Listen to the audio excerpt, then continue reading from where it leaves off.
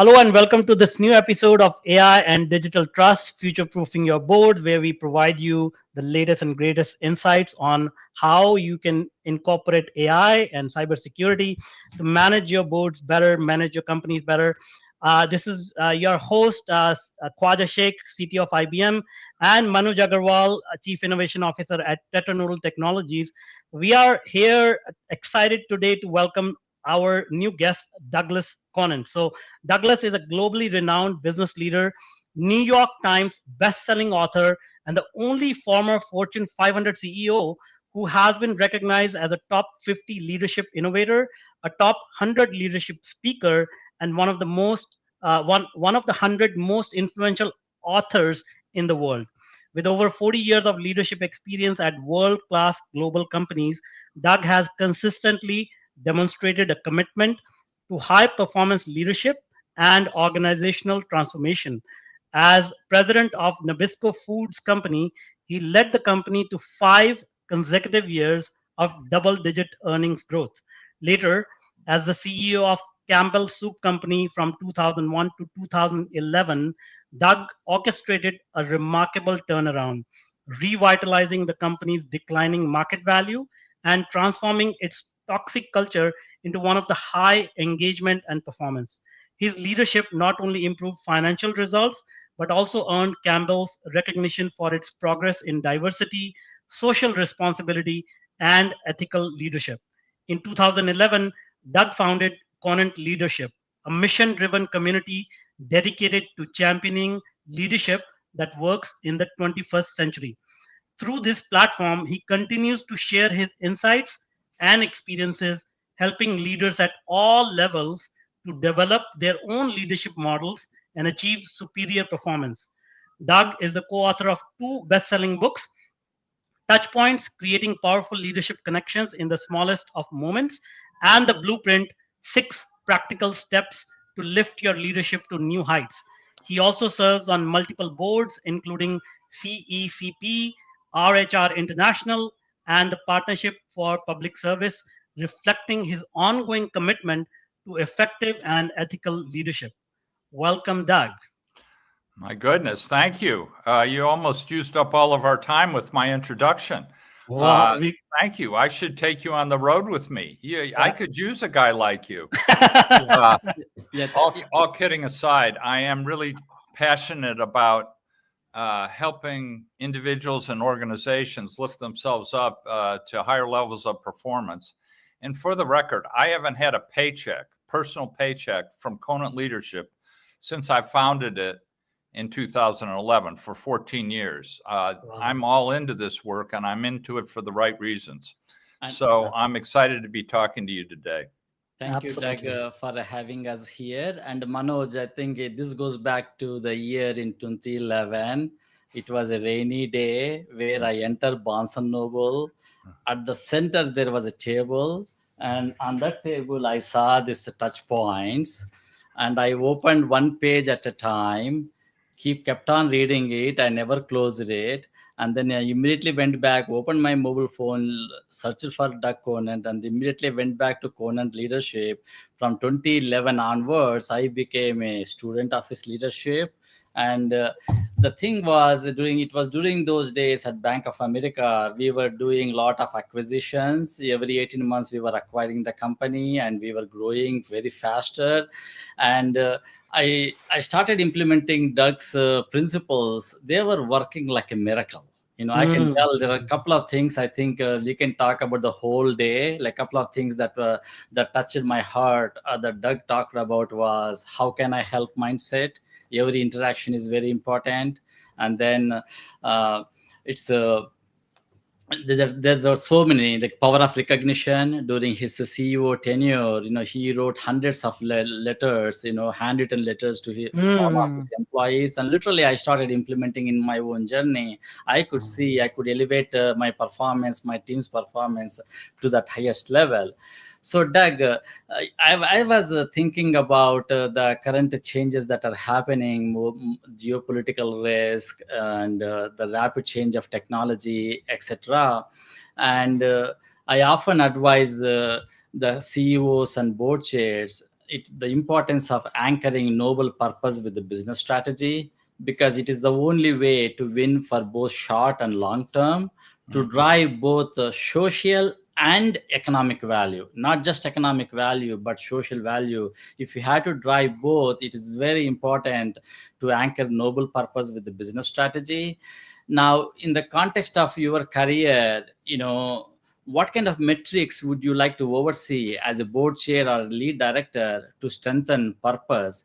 Especially, like NACD came up with the framework for governing into the future. I know like Bill McNaby, one of your close friend, he co-chaired this Blue Ribbon Commission report, and it came up with the importance of purpose.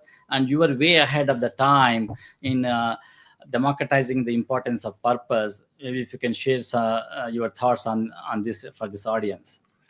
Well, first of all, I want to say that I think board governance is pretty darn good.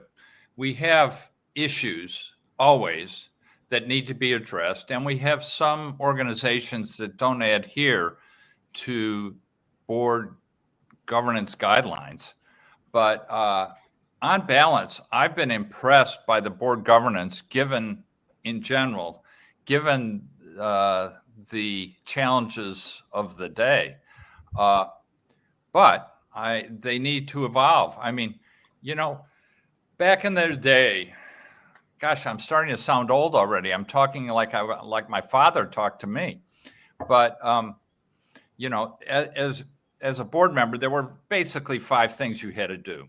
You had to provide strategic guidance. You had to co-own the strategy with the CEO and management. You had to make sure you had the right talent in the room with the CEO and some senior executives to bring that strategy to life. That's number 2. Number 3, you had to oversee financial performance. You were accountable for that.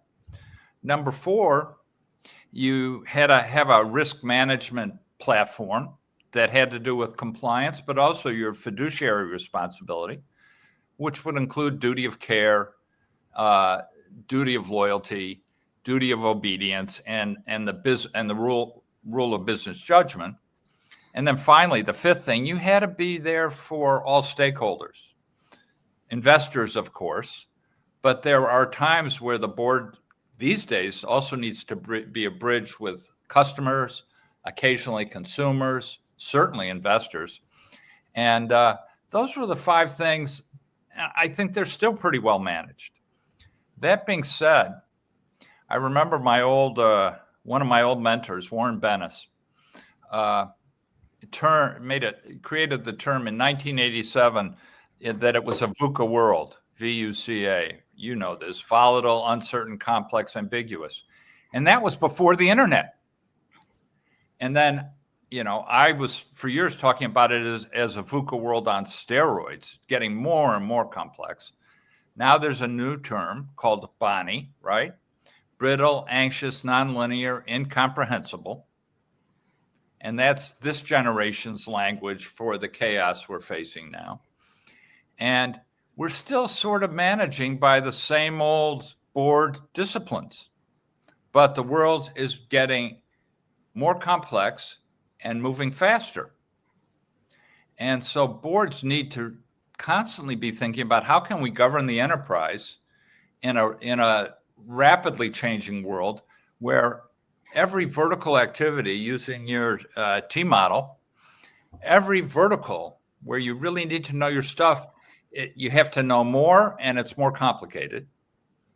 And then you're trying to govern across all those verticals, and that's becoming more complicated. And theoretically, information management can help that.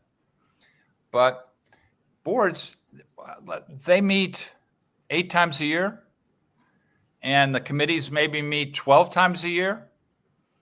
And they're there for oversight. They're not management. And they can't oversee this complexity. Management needs to, but the board needs to reimagine how are we going to provide oversight here? And what I believe boards need to do now, and it will apply to the AI conversation we have, is they need to go up the ladder and talk about the higher purpose of the enterprise. And that can't be a CEO-led exercise. The CEO average tenure is, depending on which statistics you look at, is 5 to 7 years. And large companies, which I've worked with, are not built to be making wholesale changes every 5 to 7 years. When a new CEO comes in, we have a new purpose, we have new values. Won't work. Boards need to provide more continuity. They need to own the high ground. They need to own the purpose. They need to own the values. And they need to make sure that the purpose and the values are fully reflected in the strategies. Right? Now, since some of the strategies have to deal with new territories like AI, that means they've got to make sure that their purpose is well articulated and is comprehensive enough to comprehend something like AI. So I think boards need to get back into what's our purpose, what's our reason for being, what are our values that we can use to guide the enterprise while it's going through all these chaotic changes. And we will co-own that with the CEO. Before we came on air, I talked about the J&J Credo. It's been in place for 80 years. It is not their purpose. They have a separate purpose, but it is their value statement. And every day, every employee has a moment where they do not know what to do. I guarantee it. And they can't go ask their manager because these days their managers don't know what they're doing. All right, so what are we going to do? Well, the purpose becomes the default response to what's going to the issue at hand.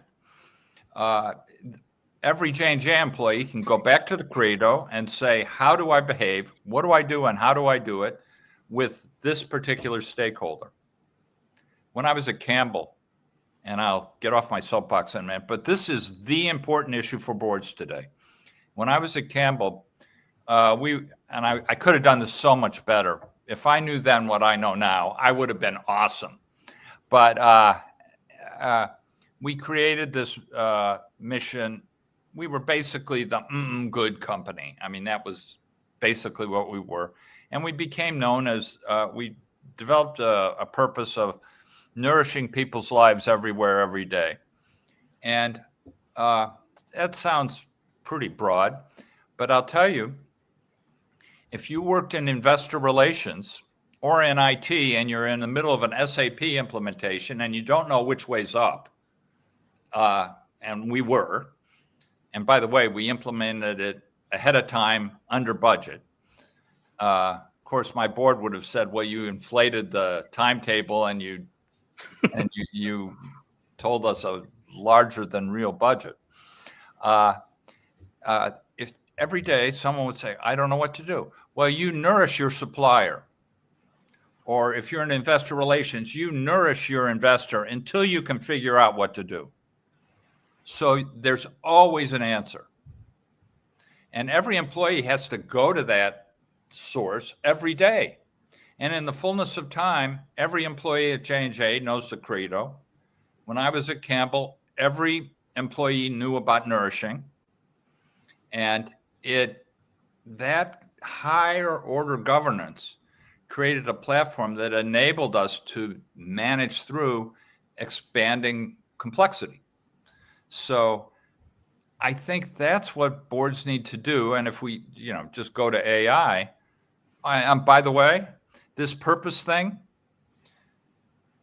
there's all kinds of evidence now, empirical evidence, that you get relative to your counterparts. You will experience higher revenue, higher returns on capital, and higher market valuation over time if you're purpose-driven than if you're not. McKinsey did a separate study that said, oh, and by the way, that your talent, all the people you're trying to attract, they will be 6.5 times more likely to be resilient, and they will give you more of their disposable time and much more. So the financials work, the talent management works, this guidance is something a board can get their arms around. It's not that complex. It's not like Y2K where you didn't know what you were doing. Right. And so that's where I think we need to head with this, and it will help the implementation of AI, which is sort of overwhelming boardrooms right now. And the answer is not to bring in an AI expert on the board. The answer, in my opinion, is to have some brilliant AI insights on the management team and to have them working with the board to craft a sense of purpose that guides the AI efforts.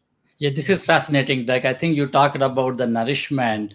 I want to discuss about the current hot issue that is happening right now. I don't necessarily say hot issue. I mean, like the recent announcement by Trump about eliminating the quarterly results reporting. And I know everybody is happy with that. I also believe that is a good thing to do. But from the investor lens standpoint, they would love to have some data coming every quarter to understand how the business is doing.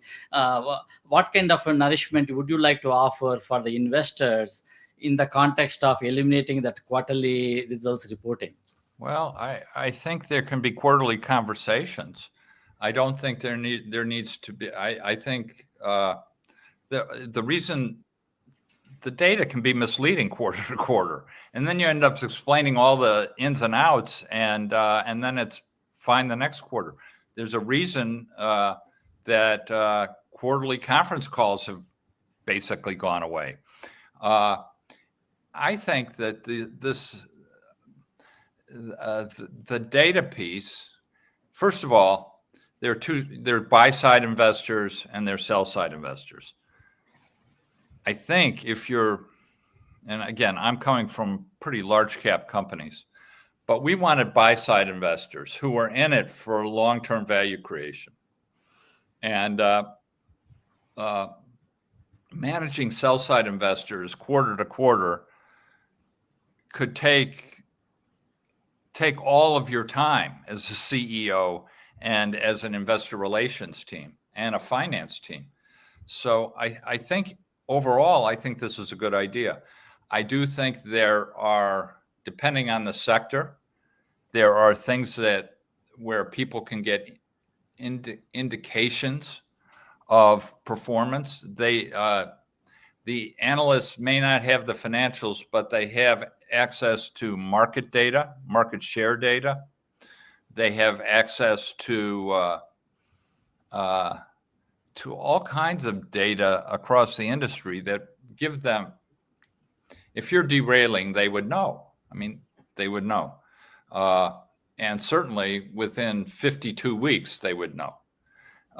So personally, I think, my opinion, it's much ado about nothing as a CEO. Easy to say, but I think if you're a buy-side investor, you're really not paying attention to the quarterly data anyway.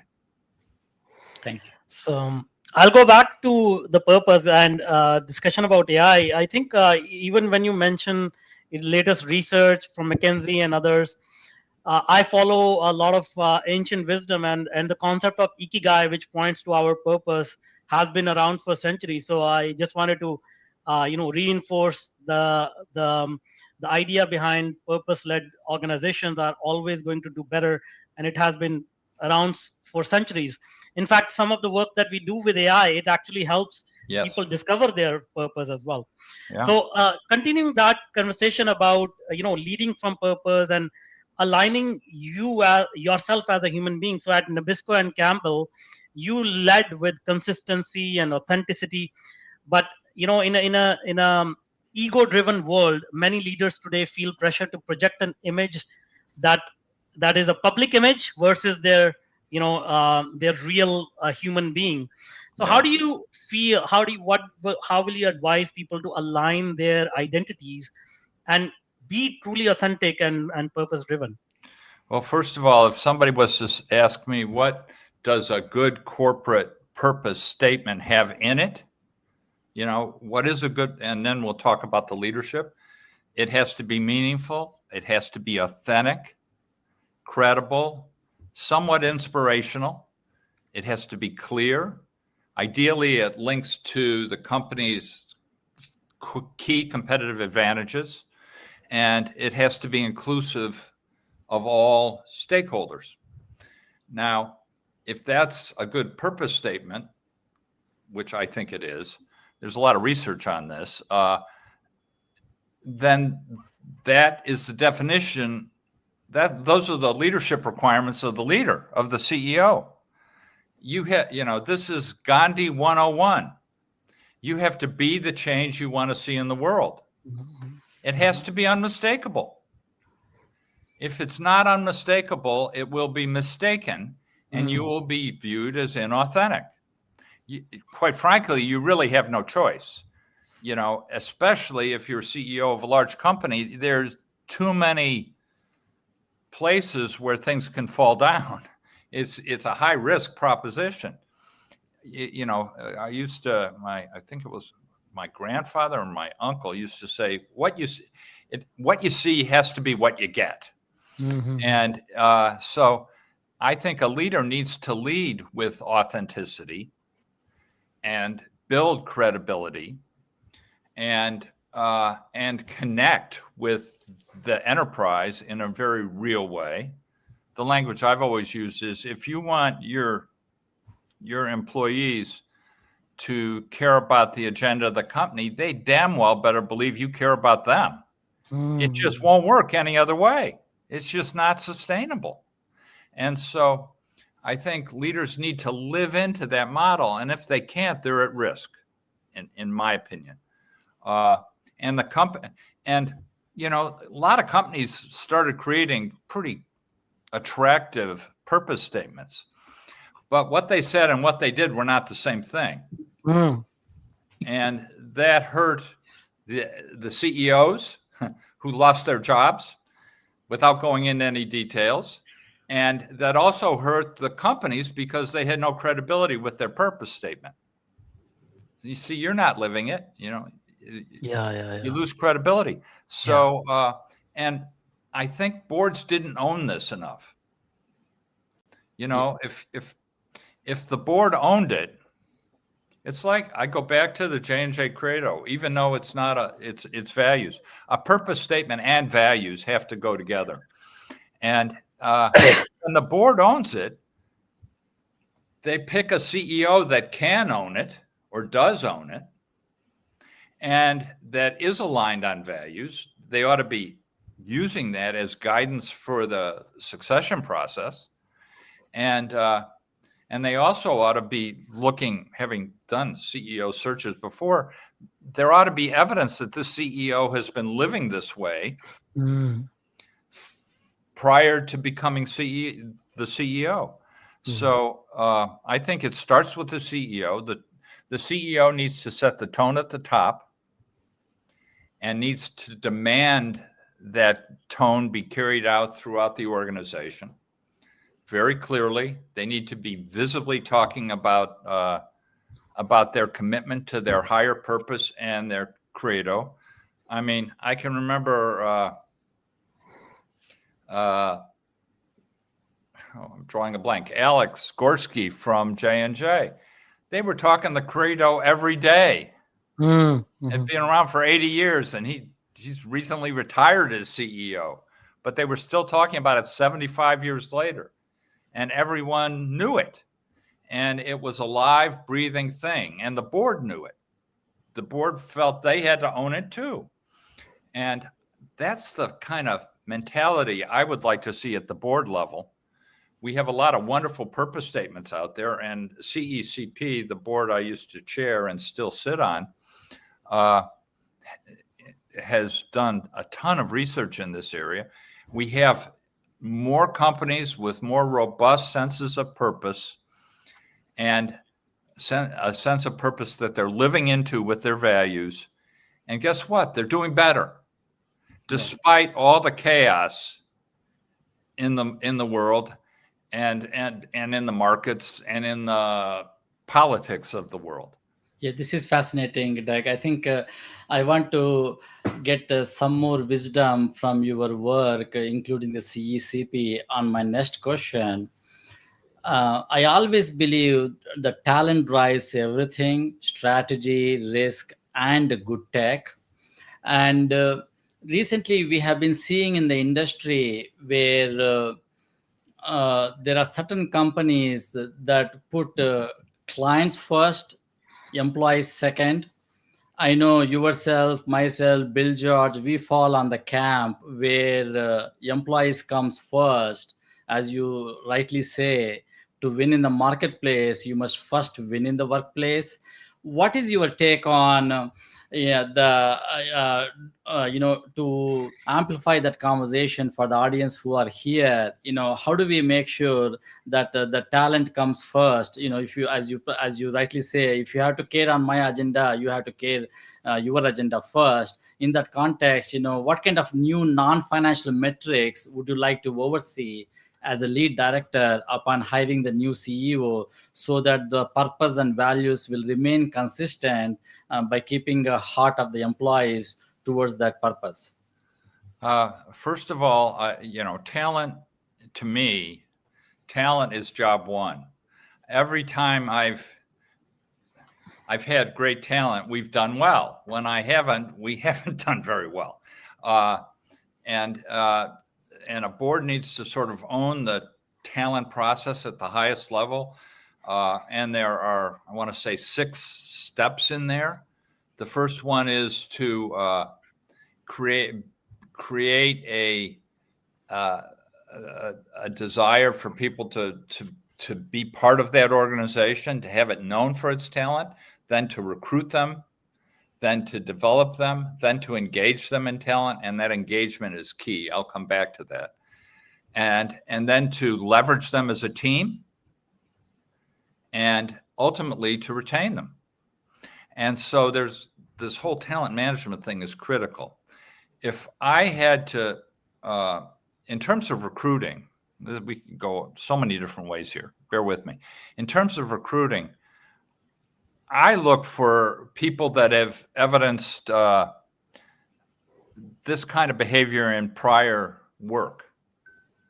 And I am big on understanding if they have the competence and the character to lead their enterprise, if we're recruiting them, to lead the enterprise forward in a way that's consistent with ours. The first thing you need to do is you need to define what we want. And I wrote a foreword to a book on succession planning and recruiting. And basically, you want to have a document that the board owns that says, here's what we want. And it should explicitly say what the purpose is, what the values are, and then how you want to see them manifested. So you have to have the board aligned around the search. But then you need to really probe deeply on prior experiences, I think. And you need to verify those experiences through multiple connections. Typically, there are 3 things that you look for: competence, and that's not just intellectual. It's also emotional competence, IQ, EQ, and what I call FQ, which is functional competence or domain expertise. If you're in the food business and you're going to go run a food company, you probably ought to know something about the sector. So that's those 3 competencies. There's character. Have you evidenced, do you do what you say you're going to do? And does that show itself in prior work experiences? And the third thing is there evidence that you enhance team performance? Was the team better off for you having been there? And what would they say? And when we would recruit at high levels, we would be checking character, competence, and chemistry, and we would be probing from multiple perspectives to understand that. In terms of all these constituencies, all these stakeholders, the most important one is employees. And I'll tell you why. Because they're the ones that touch all the others. The investor relations touch the investors. The salespeople touch the customers. The marketing people touch the consumers. So, and if they're all aligned and singing from the same hymnal with purpose and values, they are the vehicle by which you communicate with all of your stakeholders. So all of the stakeholders are important. It's interesting to me because the J&J Credo, which I've spent a lot of time on, has their ultimate consumer first. They have doctors, nurses, patients, mothers and fathers when they had consumer products. And number two was employees. They didn't have 1, 2, 3, 4. They have 4 of them. But stockholders were the last one. And basically, the way you influence stockholders is through the organization you're creating. And are they all on the same page? Are they living the purpose? Are they living the values? And are they delivering the goods? So you have to have the employees on it. And then boards, when I was chair of Avon, we were in dire straits.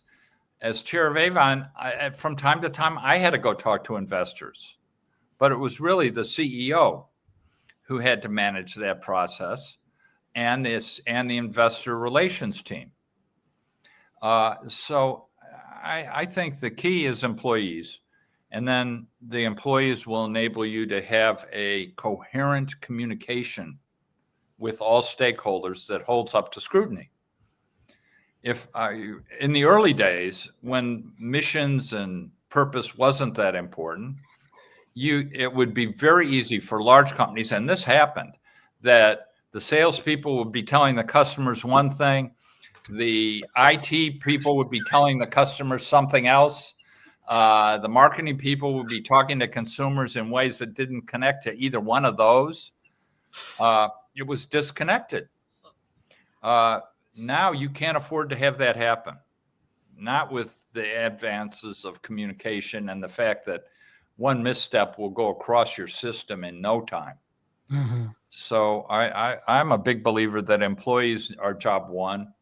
They touch everyone else. And if you want to have a measurement, you measure, in my opinion, employee engagement. It's the closest proxy to purpose-driven performance for an enterprise that I have seen. It's not magic, but if it's good relative to your peer group or relative to the larger sector or to industry, if it's improving every year, that to me is telling you you're on the right track. There are some companies that do employee surveys, the equivalent of a Gallup 12 survey, except they're surveys related to their purpose and their values. And they're doing them every year, and they are seeing, they're finding out how are we doing in terms of the comprehension of our entire employee population, the comprehension they have of our purpose and our values. And are we doing better, worse? If we're doing better, we'll just keep doing what we're doing. If we're doing worse, what's working, what's not, what do we need to do differently? But I would do, the proxy for me has always been employee engagement, has been for now going on 25 years. And I don't know of anything materially better. So carrying that thought forward, when you work when you're managing a large group of people, how do you engage them? As you said, that's a very good measure of their future performance. But you have done something unique to move this forward. You actually wrote over 30,000 handwritten notes to employees at Campbell. I don't even know, first of all, how you did that, 30,000. So that was obviously to engage people and build this connection. So, but today, as you know, we are in the era of Twitter and social media and emails, and people are working remotely, hybrid. So what will you advise for people to build that type of connection, have that kind of dedication to building these relationships at scale, because it is so important, as you said, to engage employees in a personal way? I mean, the personal connection is material. I did a posting on LinkedIn about those 30,000 notes you talked about. And most of those were 10 to 20 years ago. And we had thousands of responses. If you just go to it's unbelievable. These people that got a note from me 20 years later are telling me they still remember the moment and they still have the note and they found it so motivating. Let me tell you the theory behind this without taking up too much time. And that is that all of our organizations tend to evolve as great critical thinking machines. We will find what's wrong and we will fix it. You put a spreadsheet in front of me, I will find the busted number. I don't need to spend much time. Okay? We're trained to do that. And before you know it, the whole organization is obsessed with finding problems and fixing them. That's part of the challenge, but not all of it. The companies I went to that were really broken, Nabisco after Barbarians at the Gate, and Campbell after they lost so much market value. Even then, 8 out of 10 things were being done right. And they were consistent with the strategy, but nobody was talking about them. It's crazy. So, but as a CEO or as a manager, you have to be able to do this in a way that fits in your cockamamie life. How are you going to write 30,000 notes? Well, I'll tell you, we set up a system. I had a 2.5-hour commute to work and from work every day. Wow. So, and I'm old, so I didn't have all the technology in the world. They didn't give you a helicopter? No, it was a car. Ultimately, there's stories about that too. But so my assistant would print out all the activity from our one portal of what went on that day. I would read it on the way home, and I would identify 10 to 20 people that I wanted to write notes to. And then on the way in, I had 2.5 hours. I sat in the car and I hand wrote notes. And as soon as I walked in the building, I handed them to my assistant. And they were immediately delivered to the people. And even if they were in Australia, if it was an important contribution, it was FedEx to their home. A thank you note. So, and I did that 6 days a week. I did it 5 work days and one day during the weekend. Wow. And I was just doing it to reinforce what was working. So I wasn't saying happy birthday, that's nice, but I was saying, nice work. This was on strategy. And you delivered on time and under budget in the third quarter on your shift. And they were getting all these notes every day. And all of a sudden, the people who worked for me were coming up to me saying, do you expect us to be handwriting notes to everybody? We don't have time to do that. And I said, no, but I do expect you to bring some balance to the equation. Celebrate the things that are working, that are on strategy. So people were celebrating what's working while we deal with all the stuff that's not working. And it did, along with a lot of other things, it did start to change the engagement profile, because all these people, if you just go to that, it's mind-boggling. This one LinkedIn posting recently, these people all felt the CEO was watching and was paying attention and was thanking them for it. And it lifted the enterprise. We were in 38 countries at the time. Wherever you would go, you would find my notes stuck in a cubicle somewhere. It was crazy. And I meant every word of every note. Yeah. And I did it for a decade.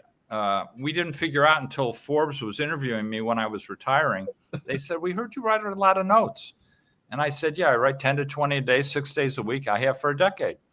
They said, well, how many is that? I don't know. So we sat there with my calculator and figured it out. And it was at least 30,000 notes. And that was just to Campbell people. And we only had 25,000 people. Wow. I sent out 30,000 notes. Yeah. It's crazy. Now, I don't do many handwritten notes anymore. But there are all kinds of ways leveraging technology that managers and leaders can show people that they're paying attention and that they're appreciative of good work. Yeah. It's not necessarily the delivery vehicle. It is the intention behind it.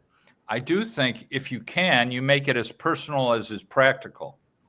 If you have a Zoom team meeting once a week, you reserve 5 minutes to celebrate team member contributions, and you celebrate them in front of the team.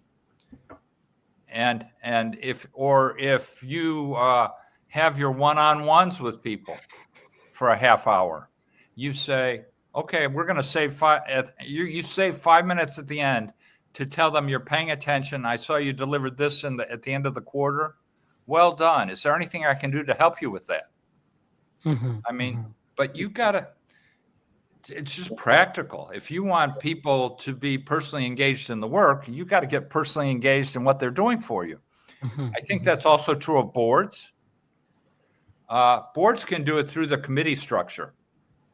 Who's ever chairman of the finance committee can be creating a deeper, more meaningful relationship with the CFO and the CEO.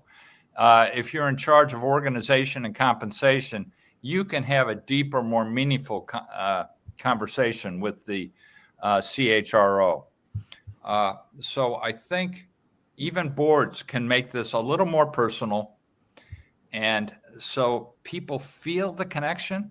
You know, the one thing we talked about, Bonnie, and James Cascio is the cultural anthropologist who came up with that term. Brittle, anxious, nonlinear, incomprehensible. Anxious is the word. It is the word across all the organizations I talk to. Anxiety is at an all-time high. How do you reduce anxiety? You pay attention to the little things. And you let them know that you let the people that are laboring for you, trying to serve the enterprise well, know that you're paying attention. And that was the whole premise of the first book you read on touch points. And it pays enormous dividends. I mean, and guess what? It doesn't cost a thing. You know, we can't spend this much on leadership development, or it costs too much to do a big annual event to celebrate contributions. You don't need to. You just need to manage in a more personal way when people are doing the right thing and the enterprise is benefiting. I personally, I like to wish people happy birthday and I hope you have a good day. But my time was precious. I was talking about things that affected our company. And I think board members can do that a little more. I know they can, without complicating their lives. And certainly I believe management needs to do it more, because anxiety is going up, and this is a way to bring it down or at least contain it. Absolutely. This is fascinating, Doug. I think since we are having the conversation on purpose, I think I have literally seen the power of recognition that you made, as well as another leader that I remember is David Novak. He was very strong on the power of recognition. Oh, yeah, he was. David Novak was, help me, Taco Bell, all that. Yeah, exactly. He did a great job. Yes, exactly. Well, and if you look at Costco right now, right? I mean, or Doug McMillan at Walmart. They are very purpose driven. They are celebrating contributions of significance. They're dealing with the tough stuff, and their board is dealing with the tough stuff. But they are purpose driven, values driven, and they have higher employee engagement. Right. So, Doug, now I want to shift another stakeholder lens, which is the planet, our society, our communities. And if you look at the AI world, the world of AI is divided between the large language models and open source AI, including smaller language models. Yeah. I have seen few firms that have a strong affinity towards large language models that have a significant impact on the energy consumption and climate. And I see this due to the lack of board oversight and skills gap in the boardroom. what kind of advice would you offer for the nomination and governance chairs, including the general counsel, for future ready the composition of the board for the new tomorrow, so that there is no misalignment with higher purpose and other stakeholders like climate and the planet? Well, when there have been, and this is unique, we're in a unique time. You guys would agree with that. Years ago, we had all this siloed stuff, and we were trying to go to enterprise-wide software, SAP.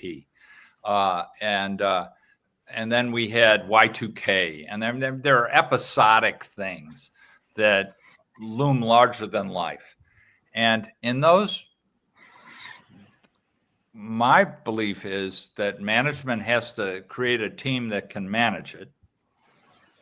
But if I were a board member, I would want an external advisor helping the board understand what the opportunity is and where the risks are.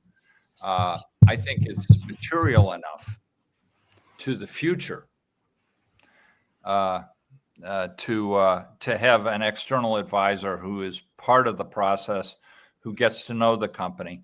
You don't need a full-time, in my opinion, you don't need a board member, but you do need an external advisor. And given the ramifications of all this, it's a cheap date. So you just need to find, I think, a good external partner who can be advising. It can be, I would prefer it not be the people that are supplying the AI software, but I think boards need a third person in the room who can advise. Right. So let's say that's what the practice the boards have been doing. Now, what I have seen is a lot of technology items are put in the audit committee as a board agenda item. Well, I strongly believe that we need a technology innovation and cybersecurity committee as a separate committee, because there are a lot of interdisciplinary activities that happen that, well, that's what's your take on that? That's happening in boards, I think. Right. They are recruiting expertise that can manage that, but things are moving so quickly that, it takes a while to get a good board member. We haven't talked about how important it is to have the right people at the board table. So you got to be very careful with how you build your board. It's not just, let's go find somebody that knows what's going on here, because board chemistry is essential to govern effectively. So I think until something becomes obviously demanding of the enterprise to actually add a director, I think you manage it with an advisor. And I would, but I do agree that this cybersecurity piece needs to be addressed and needs to be part of the portfolio as part of your risk management system. It's too, you have no choice. But I just have, and I could be wrong. You know more than I do about this, but I think AI is moving faster and getting bigger. And I don't think it's going to be too easy to get a competitive advantage here, because ultimately AI is data and information. I'm going to be wildly simplistic here. And ultimately, everybody is going to have access to data and information. It's what you do with it. And so, you want to manage the process carefully. You want to have good quality advice. But until you know what you're going to do with it, I would tend to maybe the chair of cybersecurity and risk management could also have responsibility to have an outside advisor on AI who would partner with management and the CIO. But I don't think I'd rush to, until I knew what I was dealing with, I don't think I would rush to create yet another seat. and to go deeply in it. But some of the companies, that are heavily reliant on AI, like Google or some, that may require, that's a different kettle of fish. And I know they're dealing with it differently. Yeah. So, as you said, like there is no rush, but do you not think it actually creates a little bit more urgency? Because if we all know that this is something we have to deal with sooner or later, Yeah. and just by the way, like I also saw news flash that Albania as a country, they have actually appointed AI as one of the ministers in the government. So Wow.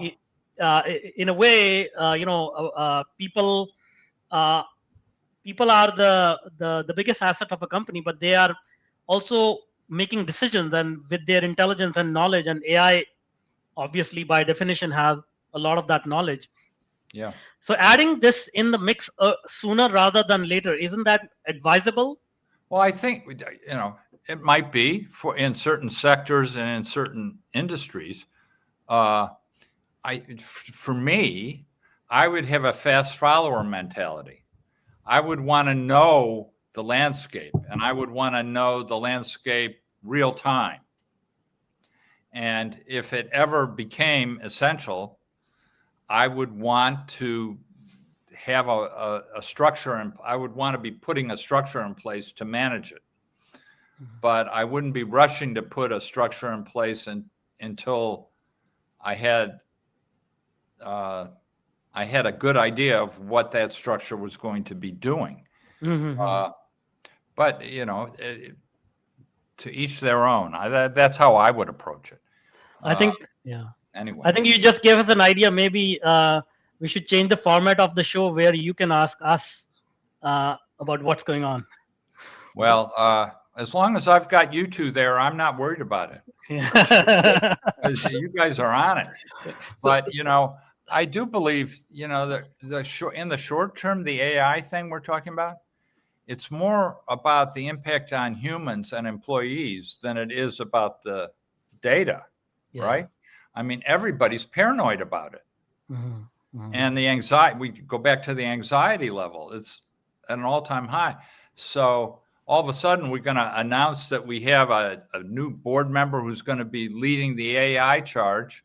And I'm going to have employees wondering, okay, what's next? How long am I going to be here? And I don't care what you say, you're just going to be raising anxiety up to a level that you may not want to do that quite yet. You may want to understand more, but the need to understand has to be there. I mean, you have to know what's going on, and you have to have good quality real-time information. Yeah, this is fascinating, Doug. I think at IBM, we always believe that innovation is directly tied to growth. And what I have seen is the number one killer of innovation comes from the board's oversight, because I counsel lead directors to break the cycle of incrementalism and sharpen the decision making that underpins the service of a courageous growth ambition. Like, for example, at IBM, we literally saved $3.5 billion of productivity by using AI internally. Those savings were redirected towards innovation. That innovation flywheel led to what we are leading today in terms of quantum computing in the marketplace. So, I would like to know your take on what is the board's role, to have that venture mindset, so that the innovation is in the DNA of the boardroom for the long term. Well, I think, obviously innovation is critical. And as you get cycles of change that are moving more quickly, it's creating more opportunity for innovation. But you have to have people that can keep up with all the changes. And you have to have a system that's characterized by remarkable agility. So, I think, to me, I would be revisiting my purpose statement. and my values, and I would be talking, I think I have here, IBM, to be a catalyst that makes the world better, right? Did I get that right? Yeah. Yes. And then I would have a set of values underneath that, and then I would connect that purpose with those values to my strategies, and I would make sure that those were explained to our employee population explicitly and often. I remember as a CEO, I used to get so tired of saying the same thing, but I was constantly reminded that the people that were listening I was talking to different people all the time, and that I needed to keep beating the drum and keep saying the same thing over and over again consistency was required. So I would tend to, it all goes back for me to purpose, values, connecting the values to strategy, having the board fully integrated into that proposition, and then having management leading the way in terms of the implementation of the strategies, recommending to the board how they ought to be organized to deal with it. And then the board can decide how they want to organize to help management address the issue. I've just been around a long time, and whatever's going on we need a new board member. That's a new white space. We got to add another board member. And if we added board members for every new thing, there'd be 30 board members that are only meeting 8 times a year, and it would be sheer chaos, and it would not be well governed. So I just think you want to make sure you have the knowledge, but you don't want to commit to a structure for it. I don't know what else to say about it. I believe me, employees are watching. Who was it? I think it was E&Y just announced that last week or the week before that all administrative assistants were being terminated in the U.S. And managers were going to have to manage that stuff now. And it's like, that's going to be dropped at the doorstep of AI. It's and anything bad is going to be put right. Oh, that's driven by AI. Don't trust it. So I think we just have to walk carefully here. We have to realize that we're on eggshells with the people that we are counting on to deliver the goods. And even though this step may not affect them, did you hear what happened at EY? They eliminated, this stuff travels like wildfire. So I think you need to be careful. You need to have it integrated at the highest level, and be a fast follower in terms of how you want to organize to execute AI. If you're the number one competitor to IBM, and IBM has an organization announcement focused on here's how we're doing AI, you want to pay close attention, and you want to make sure you have a rational approach to it too, that you can explain to all your stakeholders, particularly your employees. Yeah. Okay, so we have 1 more minute left, so I'll make it try to make it quick. As you said, in your book Blueprint, you also talk about preserving the energy of the leaders and employees. And with all this AI talk going on, automation going on, it's also a way to preserve the energy at the same time. As you said, like people are afraid of using it or losing the job and things like that. Even though, as you said, like you recommend being a fast follower, what will be your advice to maintain that balance of preserving energy, preserving resources with technology, and not raising that level of anxiety? Well, I think there's an opportunity that hasn't been talked about much, where we want to be, there's the concept of the emotional bank account, right? And our bank accounts, for the most part these days, are not in the black, they're in the red with many organizations. I think you can use AI as a force for good here. And you can use AI to celebrate all the contributions that are being made around the world every day. And you can recognize people that are doing all these contributions every day. And you can build a platform that is actually making deposits in the emotional bank account, as opposed to just streamlining and making things more effective. I think you just want to have a balanced approach to it. And I suspect it's being focused. I don't know this because I'm an old retired guy. I suspect it's being used now to address critical strategic issues. But one of them is employee engagement. So how can you use AI to enhance employee engagement?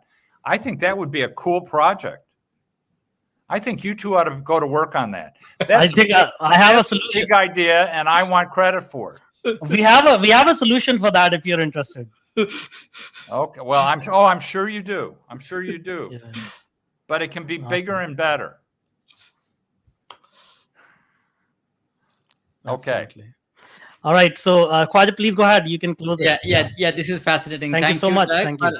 Thank you, Doug, for joining this session. Again, for the folks who are in the LinkedIn audience, I strongly recommend to follow Doug's work and also his 2 books here that really touched my entire career as well as my personal life. And also, Doug, just to wrap up, if you can give us a 1-minute overview on the important work that you are doing for the Conant leadership, because it really touched my heart how you are moving from success to significance with that, where you are scaling hundreds, thousands of leaders to make them better for the new tomorrow.